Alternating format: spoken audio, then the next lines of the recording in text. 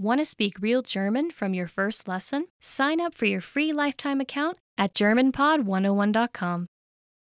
Welcome to Introduction to German. My name is Alicia, and I'm joined by... Hi everyone, I'm Jenny. In this lesson, you'll learn the basics of German grammar.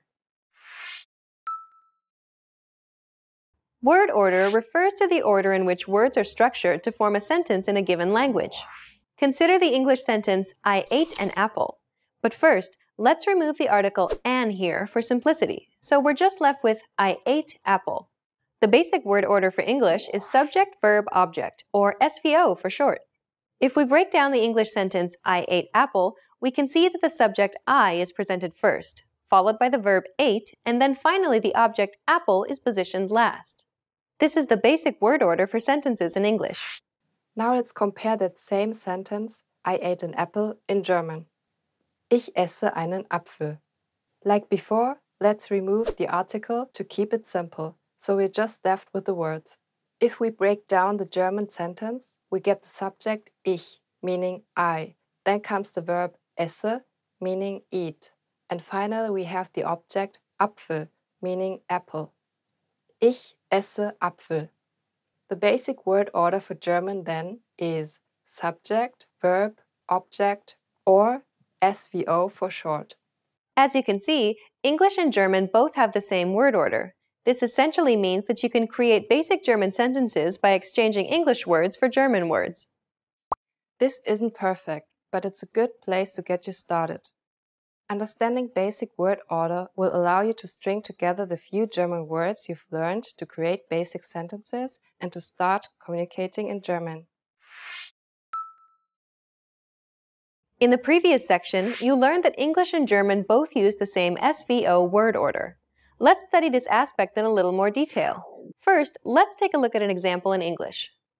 She sees the boy every day.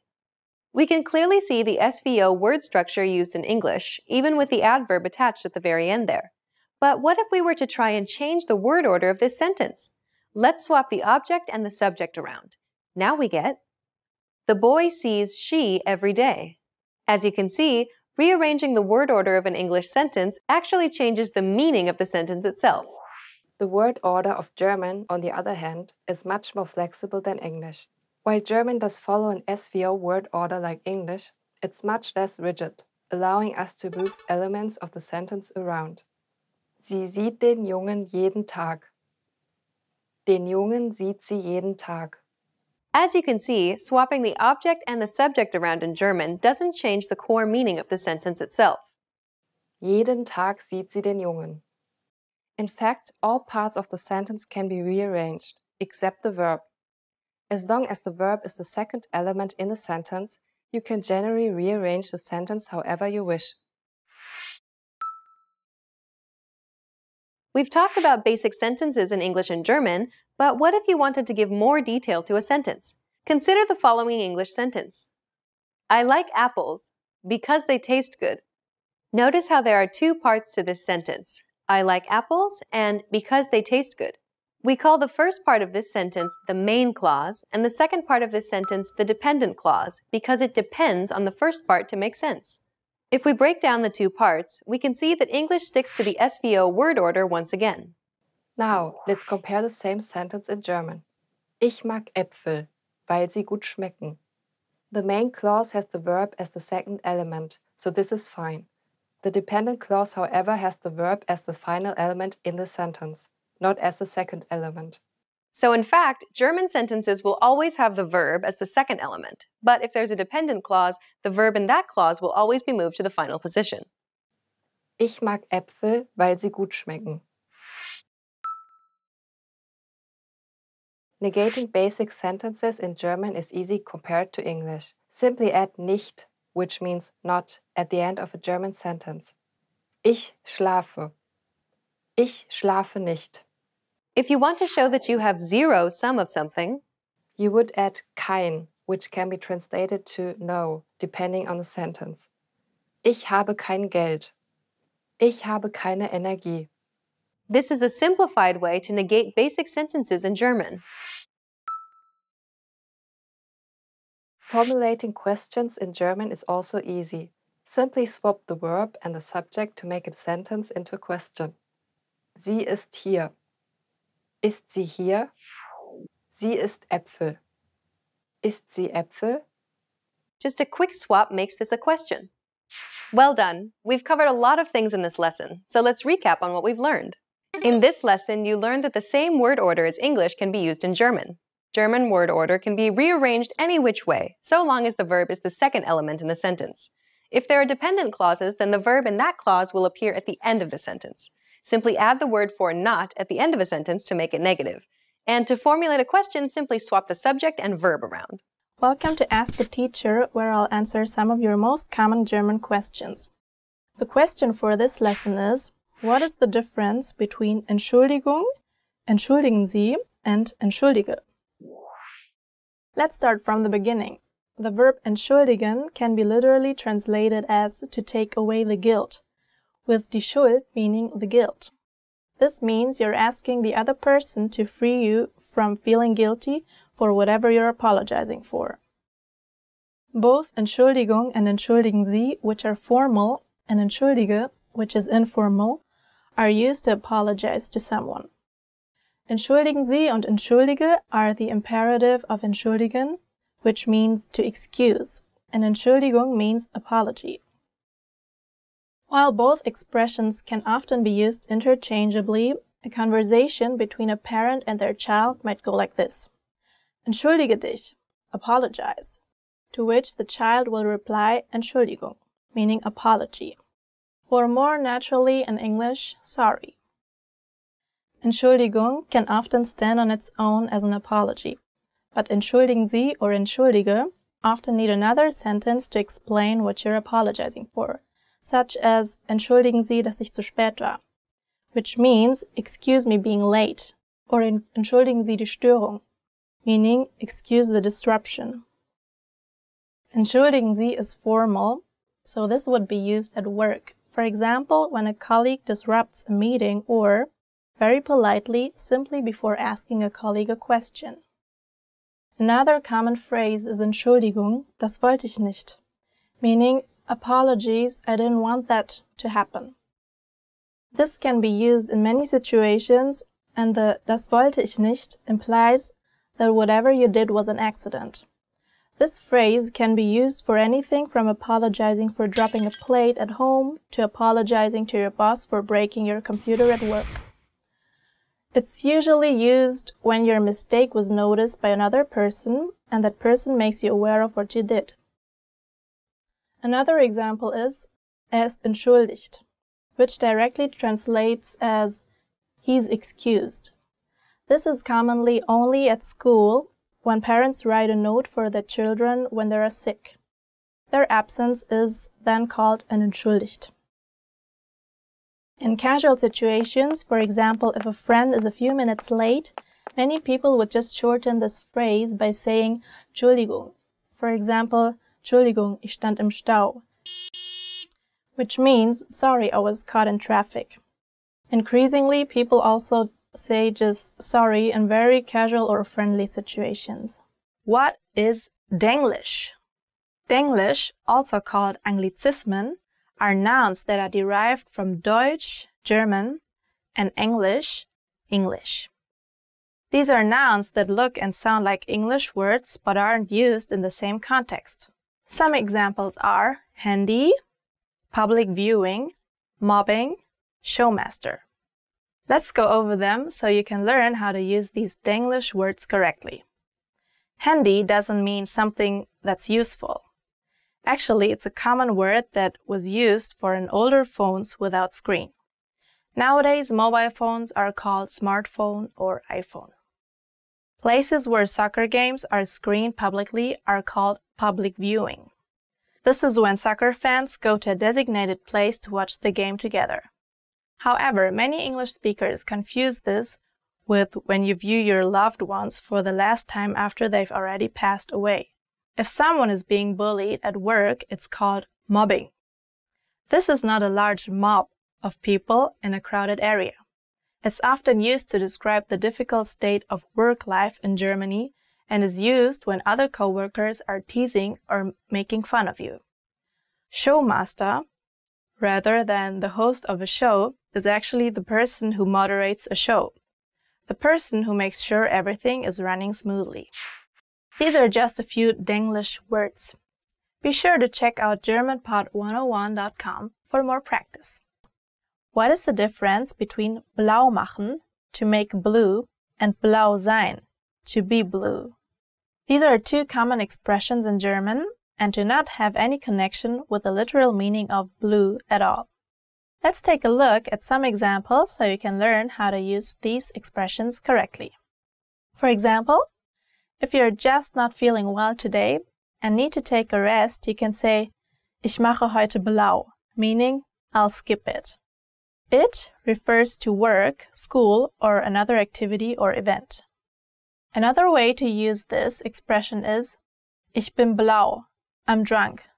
You can use this at a party when you've possibly had one too many, and it may signal to your friends that it's time to go home. So, why do these expressions use the word blue? The original reason is that blue is commonly associated with negative feelings. This means that, as an idiom, the word blue often reflects unhappy emotions. Keep in mind that both expressions are colloquial and should not be used in formal situations. In this lesson, we learned some of the most common greetings used in Germany. Fertig? Are you ready? Los! So let's start. The most used informal greeting is Hallo. Hallo. Hallo means hi or hello. We should only use this greeting with friends or relatives. The most used formal greetings will change depending on the time of day.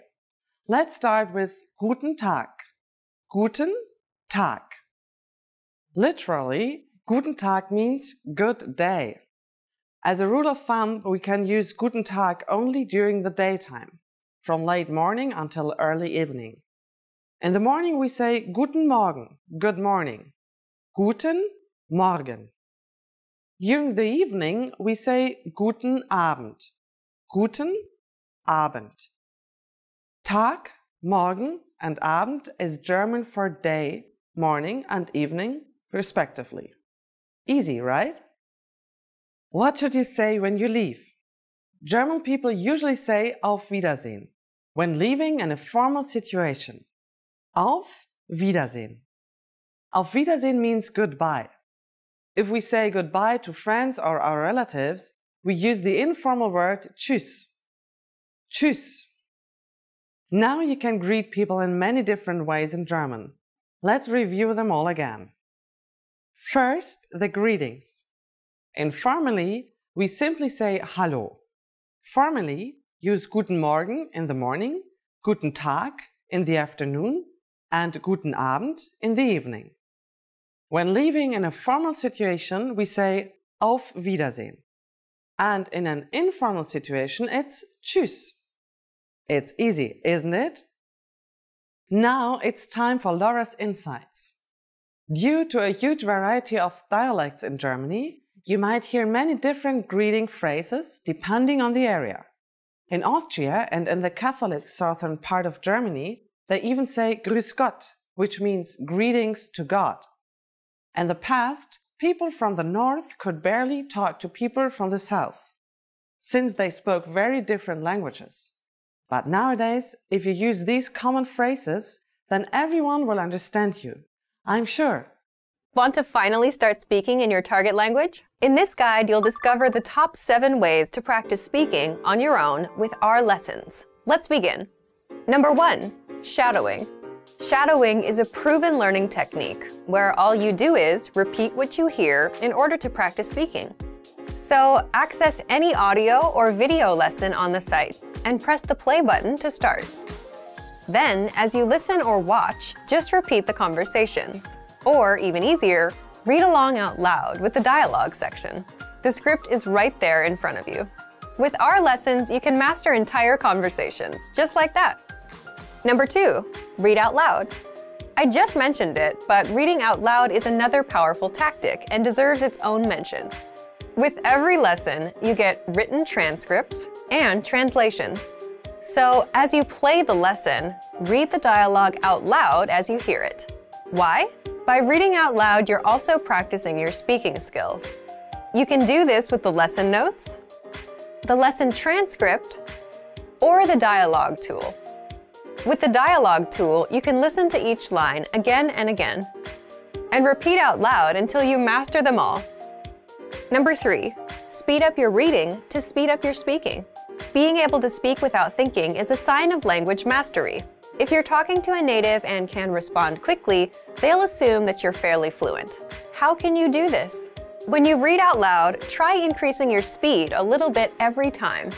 So, start by reading with the dialogue tool. If you're like most learners, you'll read the first line slowly. That's because you're still getting used to the words, which is okay. Reread it.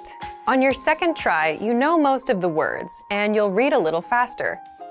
Reread it again. On your third try, you'll be even faster, at a native speaker's speed. And being able to read these phrases out loud and fast will help you speak fast. Number 4, record and compare yourself with native speakers. In order to sound like a native speaker, you must imitate native speakers. So here's how. Access the voice recorder, which is in the Dialogue Study tool in every lesson. Click on the microphone icon. Listen to the native speaker's audio, and then record yourself. You can then compare the 2 recordings side by side, and practice and try again and again until you perfect your pronunciation. Number 5, get feedback from our Premium Plus teacher. If you're learning by yourself and don't have access to real teachers, then you can always get feedback from our Premium Plus teachers.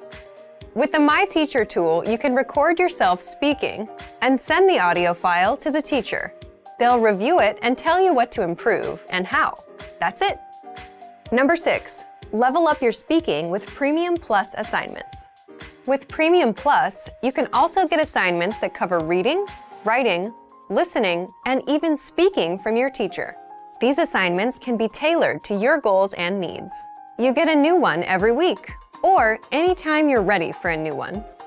Number 7, get even more lessons in the lesson library. If you want even more lessons on speaking and conversations, visit our lesson library and under Category, choose Conversation. You'll get all of the pathways and lessons that are focused on speaking. If you enjoyed these tips, hit the like button, share it with anyone who's trying to learn a language, and subscribe to our channel. We release new videos every week. And if you're ready to finally learn language the fast, fun, and easy way, and start speaking from your very first lesson, get our complete learning program. Sign up for your free lifetime account right now. Click the link in the description. I'll see you next time. Bye! To master a new language and understand everything as soon as you hear it, to read with just a quick glance and speak smoothly without thinking, you need to review. Here are our top 5 review tactics. Number 1, listen to examples over and over again.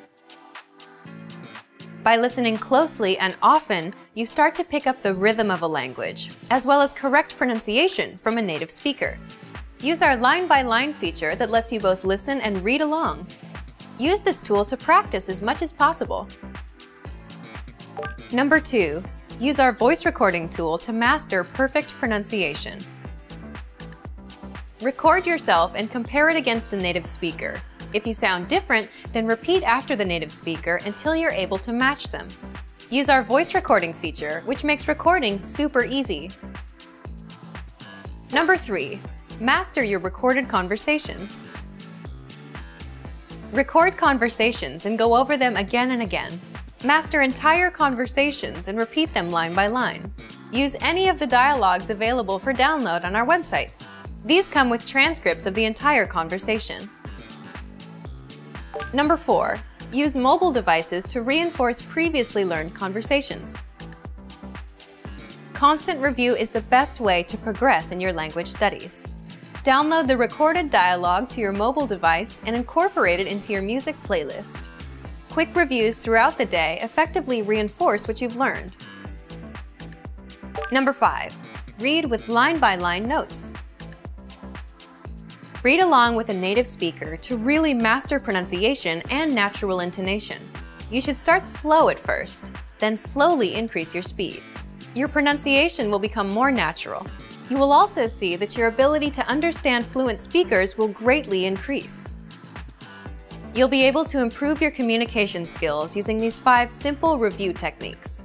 Increase your understanding of your target language. And remember, if you're interested in getting all these review tools, sign up for your free lifetime account. No credit card required, and you'll get the best free online resources. And start reviewing more every day.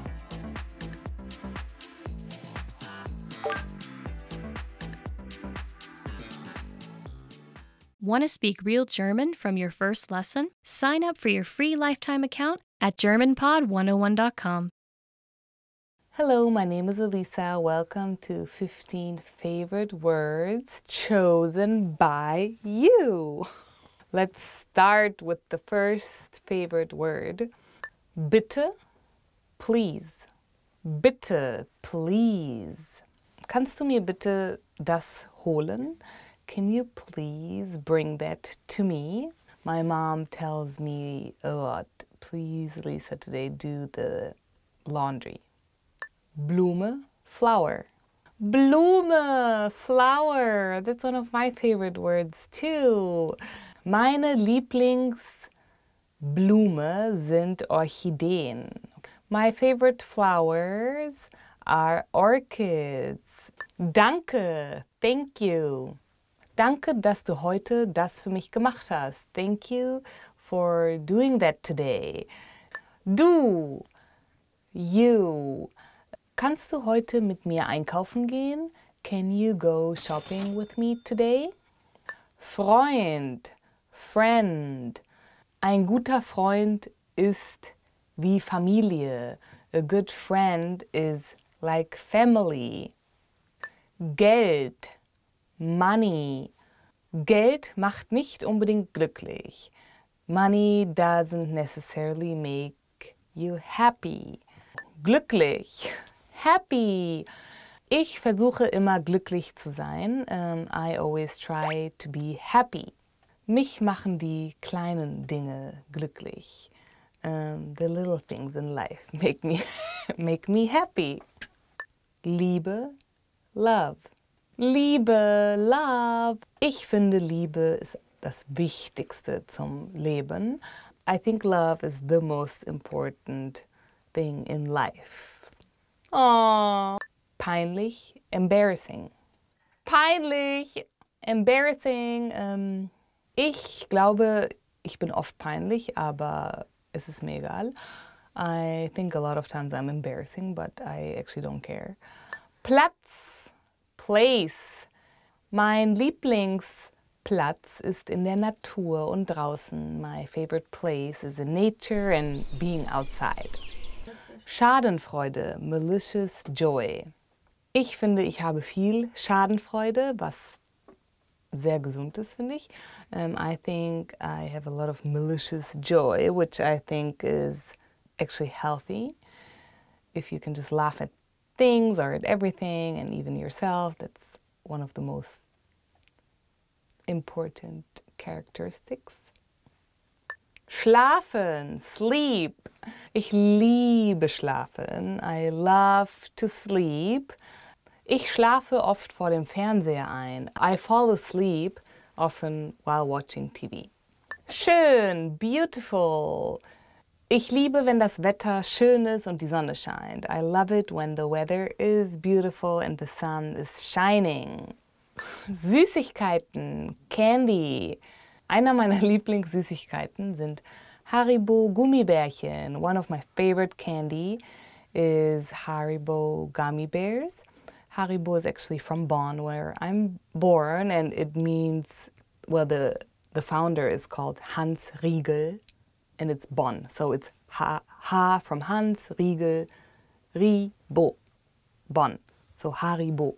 I think everybody who goes to Bonn or should visit the factory of Haribo, because that's where it's from. Natur, nature. Die Natur hat eine heilende Wirkung. nature has a healing effect. Thank you for watching the top 15 favorite words chosen by you guys. Tell me what's your favorite word and leave it in the comments below. Don't forget to subscribe to watch more videos with me, and I hope to see you soon. Bye! Aww. Oh my god, can you cut that though? No. Yes! No. Hello everybody! Welcome to Top 15 Questions You Should Know for Conversations. My name is Elisa and let's get started. Magst du deutsches Essen? Do you like German food? Magst du deutsches Essen? Do you like German food? Eines meiner Lieblingsspeisen aus Deutschland sind Knödel. One of my favorite German foods is Knödel. It actually is made of potatoes. It's like a potato powder and you boil it in water. It's very German actually. It's called Knödel. Wann ist dein Geburtstag? When is your birthday? Wann ist dein Geburtstag? When is your birthday? Mein Geburtstag ist am 6. Januar. My birthday is on January 6th. It's actually another German holiday. So remember my birthday and send me birthday gifts. I'm joking. Warst du schon einmal in Deutschland? Have you been to Germany? Warst du schon einmal in Deutschland? Falls ihr schon mal in Deutschland wart, würde ich gerne eure Geschichten hören. If you've ever been to Germany, let me know your stories and leave it in the comments. Was hast du gesagt? What did you say? If you are learning German and you don't understand the German people when they're talking fast, it's yeah, you can say that, like was hast du gesagt? What did you say? Was ist das? What's this? Was ist das? What's this? If you don't know a word in German, or if you see something that you haven't seen before, you usually say, was ist das? What's this? So, was ist das? Ja, das ist ein Fernseher. What's this? This is a TV. Oh my god, of course. Wie alt bist du? How old are you? Wie alt bist du? How old are you? Wie heißt du? Wie alt bist du? Yeah, what's your name? How old are you? And if you are trying to get to know someone, and that's a very common question. Wie geht es dir? How are you? Wie geht es dir? How are you? Heute geht es mir blendend. Today I am really great. Wie geht es dir is something that you kind of add to, like hallo, wie geht es dir? Hello, how are you? Wie ist dein Name? What's your name? Wie ist dein Name? What's your name? Mein Name ist Alisa. My name is Elisa. So what's your name? Remember that one. And don't forget the name, you know. Wie lange lernst du schon Deutsch? How long have you been studying German? Wie lange lernst du schon Deutsch? How long have you been studying German? Ich würde gerne wissen, wie lange ihr schon Deutsch lernt. Yeah, I'm curious to know how long have you been studying German? Leave me in the comments. Since I read them. Wie lautet deine Telefonnummer? What's your phone number? Wie lautet deine Telefonnummer? What's your phone number? I think it's important if you're in a country that you don't know and you're new, you're trying to connect, and so try to meet as much people as possible, get their phone numbers and meet them again. And so remember this question. Wo arbeitest du? Where do you work? Wo arbeitest du? Where do you work? You know, some people who go maybe for a year to Germany to learn the language, they have a side job that they're working on. That's a good way too to learn German, because every day you'll be speaking in German anyways. Wo hast du Deutsch gelernt? Where did you learn German? Wo hast du Deutsch gelernt? Where did you learn German? Ja, ich würde gerne wissen, wo ihr Deutsch gelernt habt. Entweder in der Schule oder vielleicht bei einer Gastfamilie. Yeah, I'm curious to know, where did you learn German? Maybe at a language school, or maybe you went to Germany for a few months with a host family. I would love to know, of course, besides German pod. Where did you learn German? Wo kommst du her? Where are you from? Wo kommst du her? Where are you from? Ich würde gerne wissen, woher ihr kommt. Yeah, I would love to know where you are from. Wo lebst du? Where do you live? Wo lebst du? Where do you live? Ich würde gerne wissen, falls ihr schon mal Deutschland besucht habt, wo ihr da gelebt habt. I would love to know where you were living in Germany when you visited, or if you've been there for a while. Where did you live?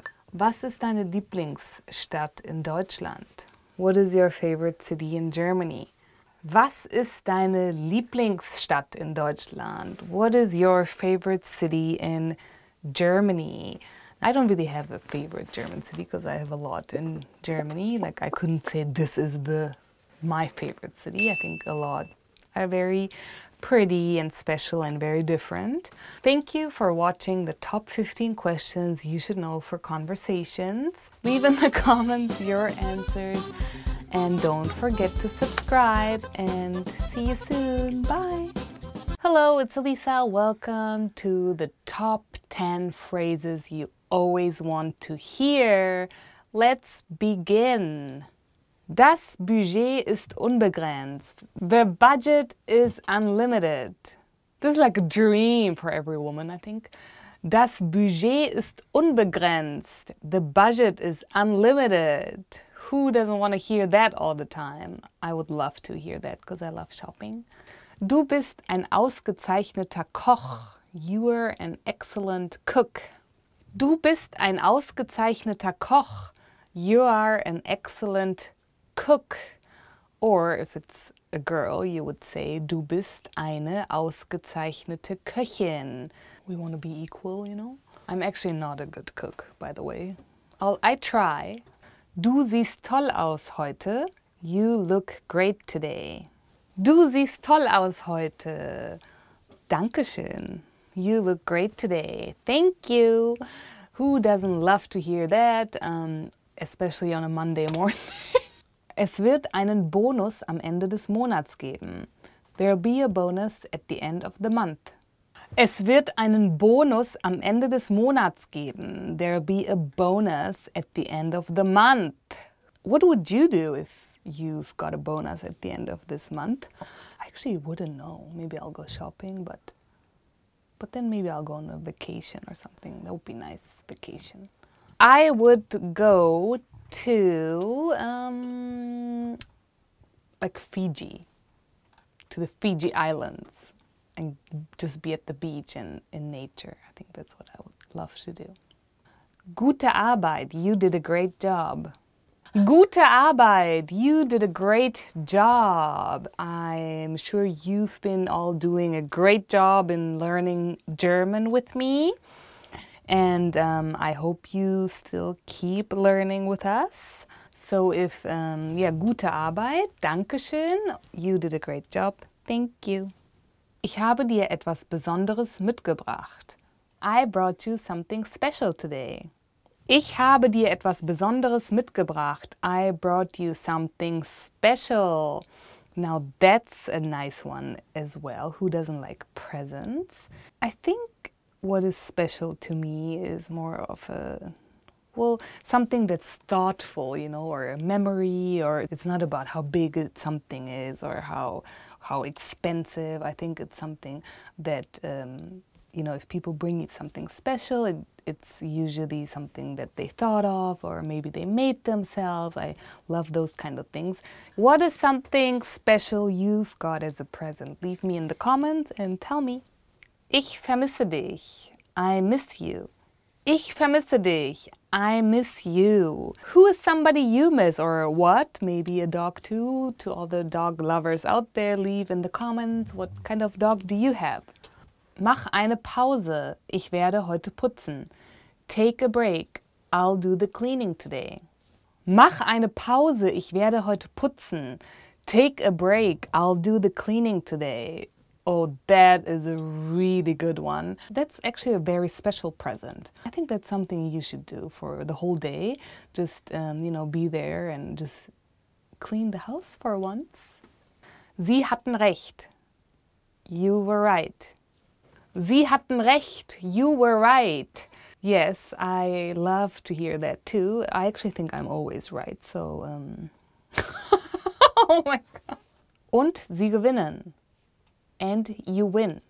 Und sie gewinnen, and you win. Have you won something? Maybe you play a sport or you're in a team, and I would be really interested to know what you do, or if you've even won something in a lottery or whatever, or you did some competition, anything, leave in the comments.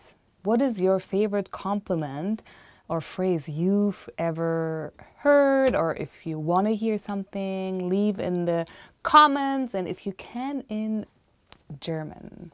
Thank you for watching the 10 phrases you always want to hear, and please don't forget to subscribe, and see you soon. Bye! Want to speak real German from your first lesson? Sign up for your free lifetime account at GermanPod101.com. Hello and welcome, it's Henrik again with a new session of GermanPod101.com. What we will learn today is must-know expressions for agreeing and disagreeing. Very important. You will have to agree and disagree often in your life. Sometimes hard to choose agreeing or disagreeing, but the way you can do this, I'm going to teach you today. Let's move. Number 1. Ich bin ganz Ihrer Meinung. I couldn't agree more with you. Apparently a very strong expression for agreeing. In an argument, I don't know, it could be used at work or family, friends, for any group of people, you could use this, and there's a debate and you really strongly agree with one side, then you totally can go for this. Ich bin ganz Ihrer Meinung. I couldn't agree more with you. If you're not as certain, and here we come for number 2, nun, ich bin nicht sicher. Well, I'm not sure. This is a way you kind of neither agree nor disagree. It's something in between. If you really don't know what's right, what's wrong, you could use this. It leaves it open, so yeah, even if people ask you something in German maybe and you're not sure how to answer because you maybe also didn't fully understand the question, go for ich bin nicht sicher, I'm not sure, then at least you don't make a wrong decision you might regret later, right? Number 3, easy one, natürlich, of course. So, for example, if I ask you, do you like learning German with German Pod 101? Your answer would be, natürlich, of course. Number 4, ich denke schon, I guess so. I would agree, but I'm not 100% sure. It's, you're leaning towards one side, but don't want to fully fall out of it, right? Ja, Sie haben recht. Yes, you're right. The way I imagine it, of course, is like if you're in a dispute maybe with somebody and then you want to admit, okay, he's right for a thing, but then also bring on your own arguments or points. You can say, yes, you're right with this. Ja, Sie haben recht. But, and then put your own point. As easy as that. On the other hand, Sie liegen falsch. You're wrong. That's like if you're really like arguing and want to say, no, what you say is just completely wrong. Try probably not to say it with this harsh German accent. Sie liegen falsch. That's bad. That's very aggressive. Say it more like nein, Sie liegen falsch. Try to say it carefully, then people don't misunderstand it and won't think you just want to fight. Vielleicht. Maybe. Yeah, that's a very vague answer for anything. It doesn't really help anybody if you say vielleicht. Hey, do you come to my birthday party tomorrow? Vielleicht. Oh, do you want to go shopping with me next week? Vielleicht. See, it's not like a very satisfying answer. Maybe it's sometimes a good option if you don't want to disappoint a person by disagreeing, but you also don't want to agree, so you just say vielleicht. Call me maybe. Ruf mich vielleicht an. Ich stimme nicht zu. Nein. I don't agree. No. That makes it really clear that you're really not agreeing.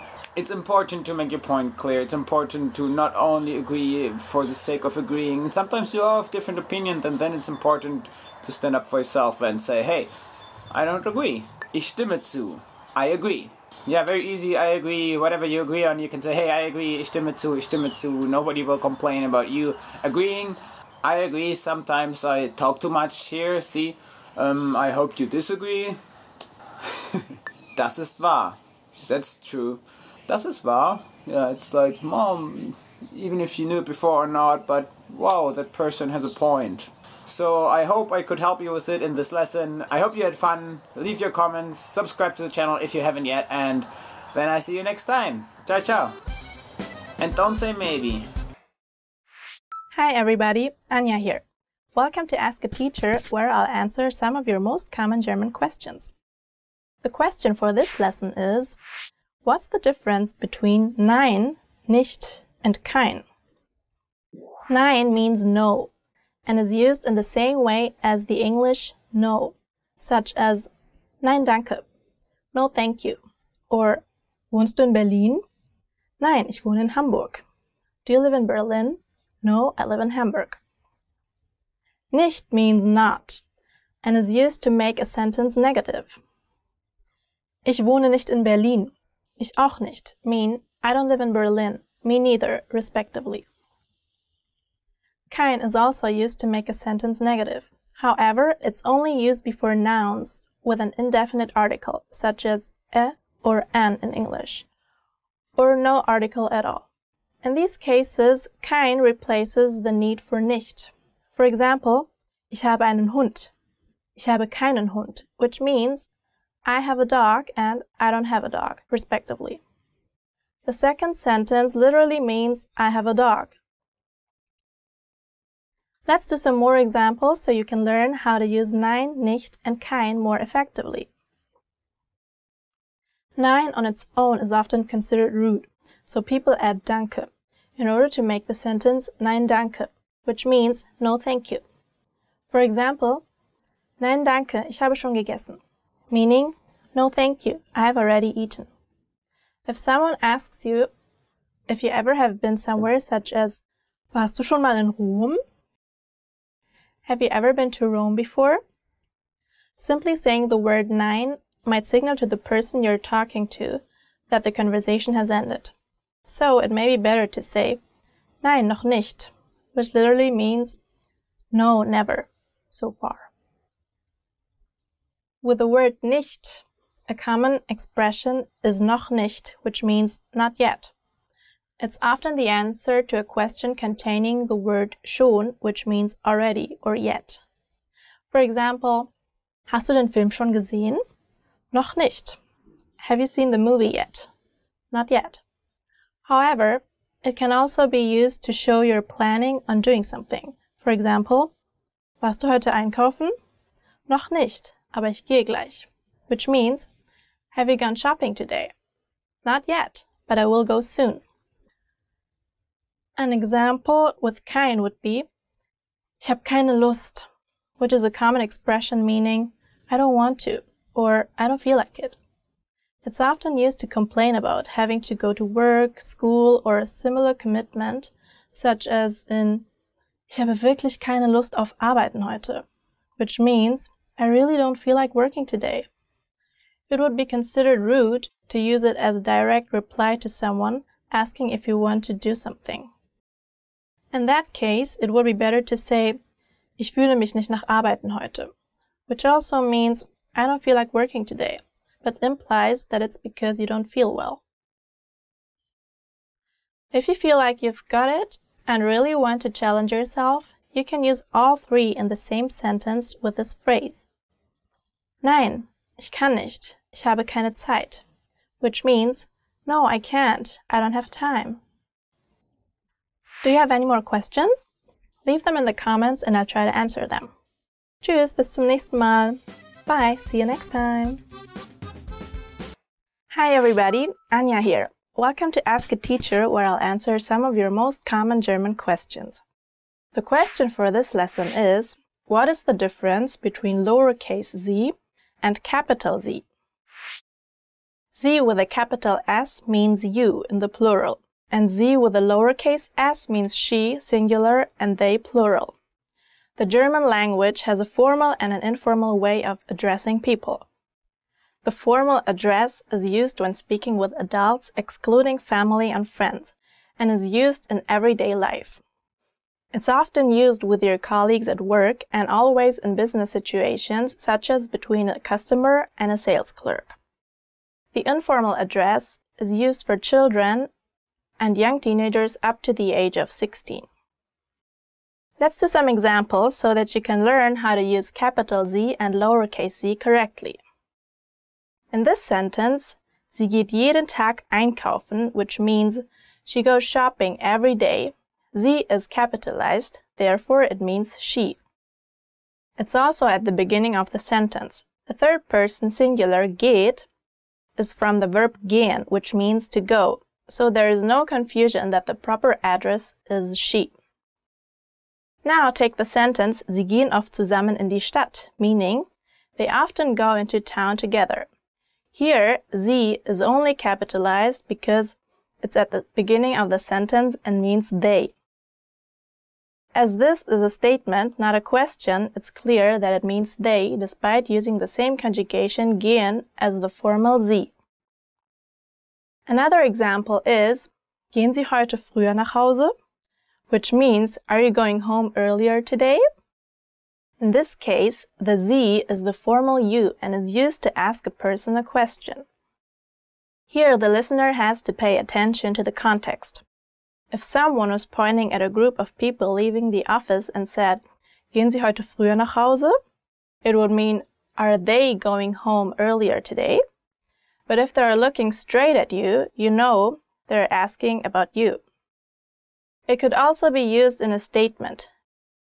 If your boss sees that you look sick, he or she might say, gehen Sie heute früher nach Hause, meaning go home earlier today. An interesting fact is that when two people, excluding two young people in a social setting like school, university, a party, meet, the younger person has to wait for the older person to suggest using the informal du instead of the formal sie. If you're feeling confident about the differences between sie and sie, try this tongue twister. Sind Sie sicher, dass sie begleiten soll? That means, are you sure that she's supposed to accompany you? Do you have any more questions? Leave them in the comments and I'll try to answer them. Tschüss, bis zum nächsten Mal. See you next time. Hi everybody, Anja here. Welcome to Ask a Teacher, where I'll answer some of your most common German questions. The question for this lesson is, what are the differences between du, dich, sie, and ihnen? Lowercase du means you informally, and dich means yourself or you as the direct object. Capital Z means you formally, and ihnen is you as the formal indirect object. Let's go over du and sie first. Du is used to address children and teenagers up to the age of 16, as well as family and friends. Sie is used to address adults you don't know well, in addition to teachers, bosses, colleagues, and everybody you come in contact with as part of a business transaction. Let's do some examples so you understand the differences between du, dich, sie, and ihnen more easily. The expression freust du dich auf den Urlaub, which means are you looking forward to the vacation, comes from the verb sich freuen, meaning to be glad or to be happy. It's a reflexive verb and the pronoun sich changes according to the subject. For example, ich freue mich, which means I am happy or I am glad. Du freust dich would be you're happy, and freut sich would be he's happy. Freust du dich auf den Urlaub?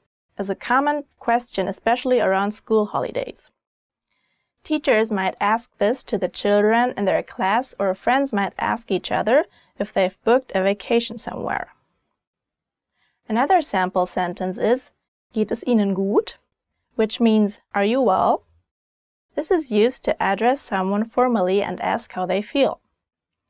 It's not to be confused with a standard greeting, wie geht es Ihnen? Meaning, how are you? Geht es Ihnen gut would be used if you noticed someone looks like they're not feeling well or might be in trouble. A final example is, gehen Sie, wenn es Ihnen nicht passt, which literally means, if you're not okay with it, leave. This sentence uses both Sie and Ihnen.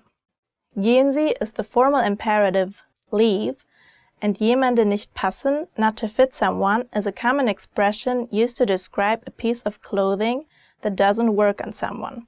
For example, das Kleid passt mir nicht. The dress doesn't fit me. It's also used in non-ideal situations such as morgen passt mir nicht, meaning tomorrow is not good for me. There are two common phrases using du and sie and dich and ihnen respectively. The first one is was machst du, informally, or was machen Sie, formally, both meaning what are you doing? The other phrase is wie geht es dir, informally, and wie geht es Ihnen, formally, both meaning how are you? Do you have any more questions? Leave them in the comments and I'll try to answer them. Tschüss, bis zum nächsten Mal. Bye, see you next time. Hi everybody, Anja here. Welcome to Ask a Teacher, where I'll answer some of your most common German questions. The question for this lesson is, why does German use two different words for joke? Both Witz and Scherz can be translated as joke. Witz is used in the actual sense of telling a joke, and a Scherz can be a prank or an ironic comment. A good insider tip is to know the phrase war ein Scherz. It roughly translates to it was a joke, and is often added after saying something that could potentially offend someone.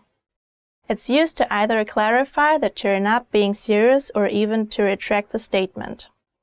So if you hear this, don't take what the person said to heart. Let's do some examples so you can use Witz and Scherz correctly. The phrase sehr witzig means very funny. It's often used ironically when you don't find something funny or when you're trying to tease someone. Another example would be Du bist heute aber zu Scherzen aufgelegt. This means you're in a silly mood today. It literally translates to you've been set up to crack jokes today. The aber meaning but is used for emphasis. An additional good phrase to know is Du machst Witze. This means are you kidding?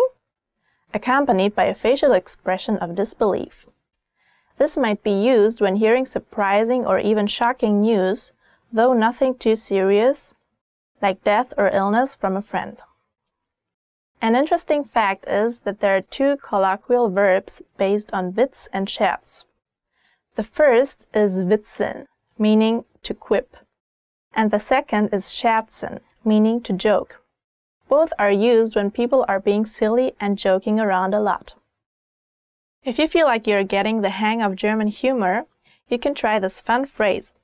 Hast du einen Clown gefrühstückt? This literally means, have you eaten a clown for breakfast? It's an ironic expression that actually means, well, aren't you being funny or silly today? Do you have any more questions? Leave them in the comments and I'll try to answer them. Tschüss, bis zum nächsten Mal. Bye. Hi everybody, Anja here. Welcome to Ask a Teacher, where I'll answer some of your most common German questions. The question for this lesson is, what's the difference between ihn and ihm? Ihn and ihm both mean him in German. So how do you know which one to use? Ihn is used for direct objects. That means it answers the question what or whom. Ihm is used for indirect objects. That means it's used in response to questions like to whom or for what. Does that sound confusing? Don't worry, we'll do some examples. Now, there are two things you should know before we dive in. One, because ihn is a direct object, it's used in the accusative case. So it marks the object that's answering what or whom. For example, ich rufe ihn an. I'm calling him. Here, the him is receiving the action called and answering the question, Who are you calling? Ihm is used in the dative case, which means it's supposed to mark the indirect object. For example, ich gebe ihm einen Stift, meaning I give him a pen. Here, ich answers the question, who did you give the pen to? Let's do some more examples so you can learn how to use ihn and ihm correctly. First, let's do an example with ihn. Our first sentence is, auch wenn wir ihn nicht mögen, laden wir ihn zur Party ein. This means, even though we don't like him, we'll invite him to the party. Here we have the word ihn twice. That's because the object ihn, meaning him, is receiving two actions, dislike and invite, from the subject wir or we. Here, ihn would answer the questions, who do you dislike? And who did you invite to the party? Next, let's do an example with ihm. Ich habe ihm ein Geschenk gegeben. This means I gave him a present. In this sentence, the ihm is receiving the present and answers the question. To whom did you give the present? Lastly, let's do an example with both ihm and ihn. Zeigen Sie ihm, dass Sie ihn lieben. Show him that you love him. Sounds romantic, right? Here, the ihm answers the question, to whom are you showing love? And the ihn answers the question, who do you love?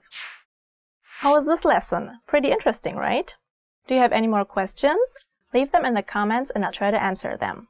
Tschüss, bis zum nächsten Mal. Bye, see you next time.